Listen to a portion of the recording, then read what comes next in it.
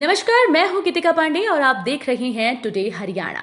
हमारे प्यारे राज्य हरियाणा से जुड़ी हुई खबरों को देखने के लिए हमारे चैनल को जरूर सब्सक्राइब करें। साथ ही आप हरियाणा के किस जिले से चैनल देख रहे हैं हमें कमेंट बॉक्स में कमेंट कर जरूर बताएं।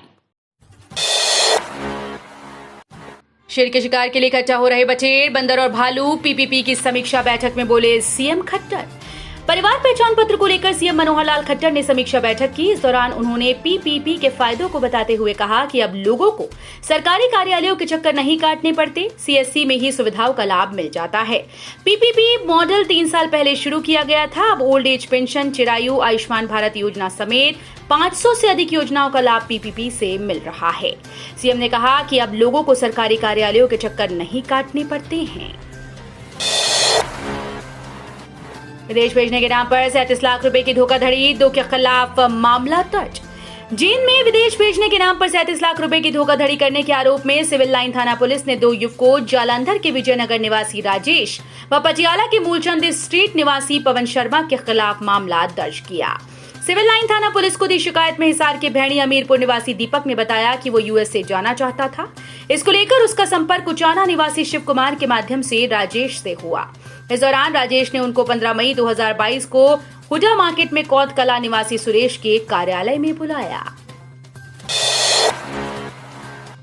किसानों ने किया नित्याग सत्याग्रह शुरू करने का ऐलान, पंचायत कर लिया निर्णय, जानिए क्या है मां। मुख्यमंत्री से वार्ता विफल होने के बाद शुक्रवार को भूमि बचाओ संघर्ष समिति के तत्वावधान में हरियाणा के बहादुरगढ़ के आसौदा में किसान पंचायत हुई। इसमें किसानों ने जोर शोर से मांगे उठाई। सरकार पर किसानों की उपेक्षा का आरोप लगाते हुए साफ कहा कि मुआवजे और समगोत्र विवाह निषेध की मांग पर किसी भी सूरत में समझौता नहीं किया जा सकता। डिफॉल्ट हो चुके ऐसे परिवारों की जुर्माना राशि माफ होगी। हरियाणा के मुख्यमंत्री मनोहर लाल ने प्रदेश के अंत्योदय परिवारों को एक और बड़ी राहत देते हुए ऐसे परिवारों के बिजली संबंधी विवादों के निपटान के लिए बड़ा निर्णय लिया। 1 लाख रुपए वार्षिक आय वाले अंत्योदय परिवारों जो डिफॉल्ट हो गए या जिन पर जुर्माना लगाया गया या उनके बिजली के कनेक्शन कट गए, ऐसे परिवारों पर किसी प्रकार का जुर्माना नहीं लगेगा। हरियाणा में अगले 5 दिन लगातार बारिश का 7 जिलों में और 24 जून को पूरे प्रदेश में गरज चमक। हरियाणा में अब अगले 5 दिन झमाझम बारिश होगी। राजस्थान बॉर्डर से लगते 7 जिलों में गरज चमक से इसकी शुरुआत होगी। इसके बाद 24 जून को सिरसा व फतेहाबाद को छोड़कर शेष पूरे हरियाणा में बादल बरसेंगे। 25 व 26 जून को अधिकतर जिलों में तेज बारिश की संभावना मौसम विभाग ने जताई। आईएमडी ने इसको लेकर फिलहाल येलो अलर्ट जारी कर दिया है। देश में जिस गति से मानसून आगे बढ़ रहा है उसको देखते हुए 29 या 30 जून को मानसून के हरियाणा पहुंचने के आसार हैं। मौसम वैज्ञानिकों का मानना है कि 24 जून को बारिश का दायरा पूरे हरियाणा को कवर कर लेगा। इस दिन फतेहाबाद व सिरसा में बारिश का ज्यादा प्रभाव नहीं रहेगा। 25 व 26 जून को प्रदेश के कुछ एक जिलों को छोड़कर लगभग सभी जिलों में तेज हवा और जोरदार बारिश होने की संभावना मौसम विभाग ने जताई। हरियाणा बोर्ड 10वीं 12वीं के कंपार्टमेंट और इम्प्रूवमेंट परीक्षाएं जुलाई में, डेट शीट जारी। हरियाणा बोर्ड से 10वीं और 12वीं के स्टूडेंट्स के लिए अपडेट है। हरियाणा विद्यालय शिक्षा बोर्ड भिवानी द्वारा जुलाई 2023 में आयोजित की जाने वाली सेकेंडरी और सीनियर सेकेंडरी की विशेष परीक्षाओं की तारीखों का ऐलान कर दिया। बोर्ड द्वारा 20 जून 2023 को जारी डेट शीट के अनुसार कक्षा 10 की compartment, additional, partial, full improvement परीक्षाओं का आयोजन 21 से 28 जुलाई 2023 तक किया जाना है। ये परीक्षाएं दोपहर 2 बजे से शाम 5 बजे तक आयोजित की जाएंगी। हरियाणा में जीवन भर की कमाई से बनवाया 4 मंजिला मकान, पड़ोसी की नींव खुदवाई में झुका। प्लॉट में नींव की खुदाई के दौरान पड़ोसी का 60 गज में बना 4 मंजिला मकान झुक गया। मामला गुरुग्राम के डीएलएफ फेज 3 के यू ब्लॉक का है। जानकारी मिलने के बाद town and country planning department ने सुरक्षा के लिहाज से आसपास लगते मकानों को खाली करा दिया।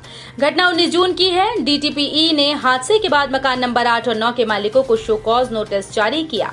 पूरे इलाके में दहशत हो गई। लोग अपने घरों में रहने से डर रहे हैं।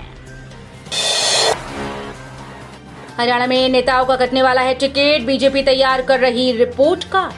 हरियाणा दौरा करके गए गृह मंत्री अमित शाह ने प्रदेश में सत्ता और संगठन का नेतृत्व कर रहे नेताओं से प्रदेश की सभी लोकसभा सीट्स पर फीडबैक लिया। अमित शाह के आवास पर बुधवार रात हुई इस बैठक में बीजेपी के राष्ट्रीय अध्यक्ष जेपी नड्डा, मुख्यमंत्री मनोहर लाल, बीजेपी प्रदेश अध्यक्ष ओम प्रकाश धनखड़ और बीजेपी प्रभारी विप्लव देव मौजूद रहे।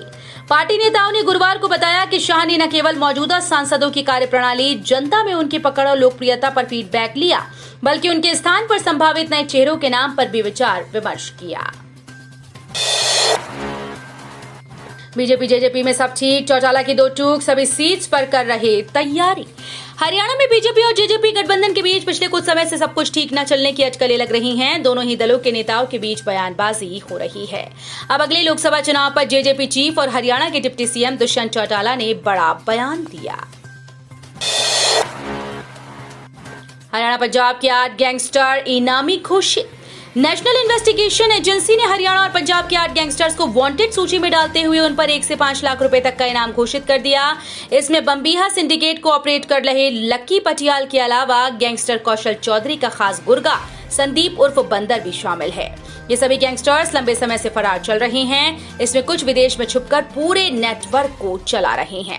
एनआईए ने गुरुग्राम में शिवाजी नगर के रहने वाले दिनेश उर्फ गांधी, नीरज उर्फ पंडित, गुरुग्राम के नाहरपुर रूपा निवासी संदीप उर्फ बंदर, करनाल में असंत के रहने वाले दलेर सिंह उर्फ कोटिया, पंजाब में लुधियाना के गुरपिंद्र सिंह उर्फ बाबा दल्ला, मोगा निवासी सुखदूर सिंह उर्फ सुखा दूने के पर 1-1 लाख रुपए और आतंकी अर्शदीप सिंह उर्फ अर्श डल्ला और गौरव पटियाल उर्फ सौरभ ठाकुर उर्फ लकी पटियाल पर 5 लाख रुपए का इनाम रखा है।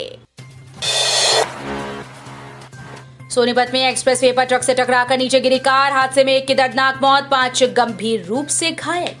शहर की कुंडली गाजियाबाद एक्सप्रेसवे पर तेज रफ्तार का कहर दिखा। इस दौरान ट्रक से टकराकर एक्सप्रेसवे की रेलिंग तोड़ते हुए कार नीचे गिर गई। इस हादसे में 1 की मौके पर मौत हुई, जबकि 5 लोग गंभीर रूप से घायल हो गए। घटना की सूचना मिलते ही पुलिस मौके पर पहुंची और शव व 3 घायलों को लेकर सिविल अस्पताल सोनीपत पहुंची। ट्रेन में बम होने की सूचना निकली झूठी, फोन करने वाले व्यक्ति के खिलाफ मामला दर्ज करेगी पुलिस। जींद से पानीपत होकर रोहतक के गोहाना जाने वाली पैसेंजर ट्रेन में बम की सूचना मिलने से यात्रियों में हड़कंप मच गया। गोहाना रेलवे स्टेशन पर ट्रेन को रोक बम निरोधक दस्ते ने पूरी ट्रेन की छानबीन की, लेकिन ट्रेन में कुछ भी संदिग्ध नहीं मिला, जिसके बाद पुलिस अब जीआरपी हेडक्वार्टर में फोन करने वाले व्यक्ति के खिलाफ मामला दर्ज करेगी। 2024 में तीसरी बार भी भाजपा सरकार बनाने में महत्वपूर्ण भूमिका निभाएंगे पन्ना प्रमुख।